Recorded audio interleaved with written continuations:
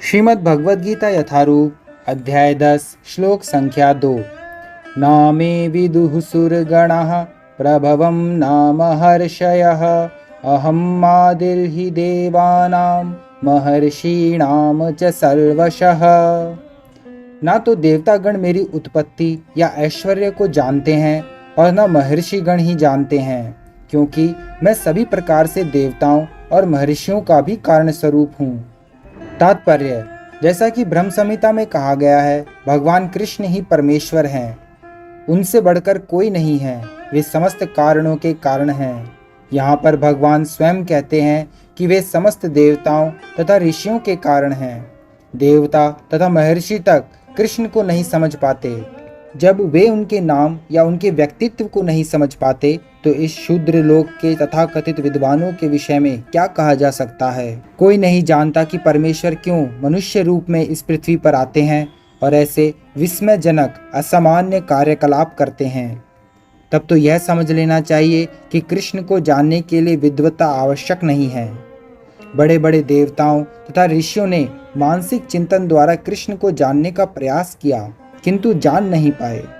श्रीमद् भागवत में भी स्पष्ट कहा गया है कि बड़े से बड़े देवता भी भगवान को नहीं जान पाते।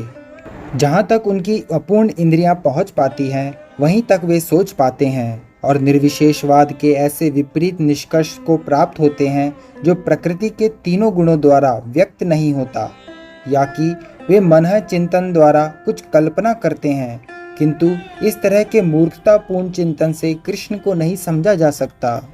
यहाँ पर भगवान अप्रत्यक्ष रूप में यह कहते हैं कि यदि कोई परम सत्य को जानना चाहता है तो लो, मैं भगवान के रूप में यहाँ हूँ, मैं परम भगवान हूँ। मनुष्य को चाहिए कि इसे समझे। यद्यपि अचिंत्य भगवान को साक्षात रूप में कोई नहीं जान सकता, तो भी वे विद्यमान रहते हैं।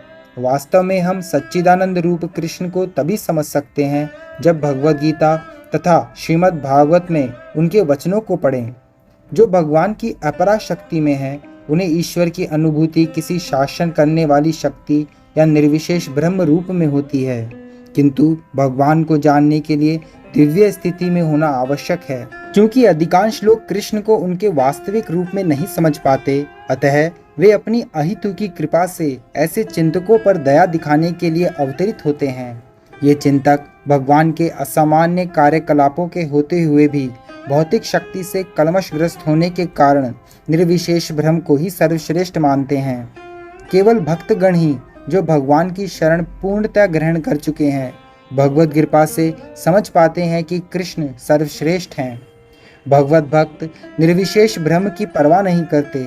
वे अपनी श्रद्धा तथा भक्ति के कारण परमेश्वर की शरण ग्रहण करते हैं और कृष्ण की अहितु की कृपा से ही उन्हें समझ पाते हैं, अन्य कोई उन्हें नहीं समझ पाता।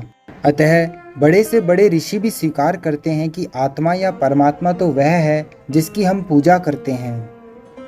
हरे कृष्ण।